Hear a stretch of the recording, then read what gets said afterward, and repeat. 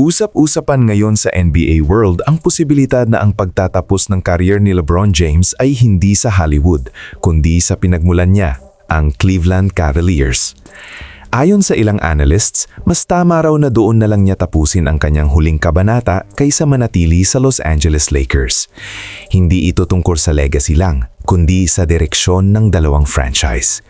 At habang umiinit ang diskusyong ito, may isa pang tahimik pero napakalaking galaw ang Lakers organisasyon na pwedeng magbago sa long-term future ng team.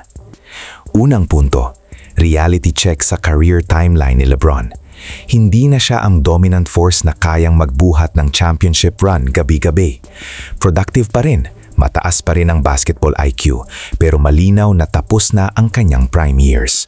At para sa maraming analysts, kung rebuilding o transition phase na rin lang ang Lakers, mas logical na maghiwalay na ang dalawang panig sa maayos na paraan. Ikalawang punto, handa nang mag-move forward ang Lakers dahil nandyan na si Luka Doncic. Siya na ngayon ang sentro ng future. Mas bata, nasa peak, at kailangan ng roster na nakadesign para sa kanyang playing style. Ibig sabihin, spacing, shooters, defenders, at system na nakafocus sa kanya, hindi nasa timeline ni LeBron. Kung mananatili si LeBron, laging hati ang direksyon. Kung aalis, magiging malinaw ang identity ng team. Ikatlong punto, para rin itong win-win scenario. Sa panig ni LeBron, makakabalik siya sa Cleveland kung saan nagsimula ang lahat.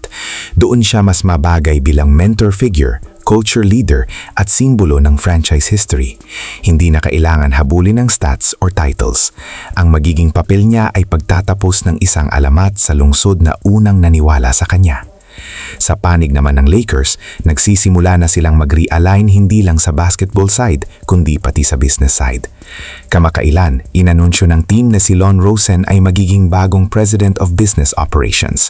Siya ay matagal na naging executive ng Los Angeles Dodgers, kung saan higit isang dekada niyang pinangunahan ang marketing at business strategy. Hindi ito simpleng front office hire lang. Ang move na ito ay nagbubukas ng direktang koneksyon sa pagitan ng Lakers at Dodgers organisasyon, dalawang pinakamalalaking brands sa Los Angeles sports. Ang ibig sabihin, mas modernong approach sa branding, fan engagement, sponsorship structure at global positioning ng Lakers sa susunod na era. At kung iisipin, timing na timing ito sa paglipat mula sa LeBron era papunta sa Luka era.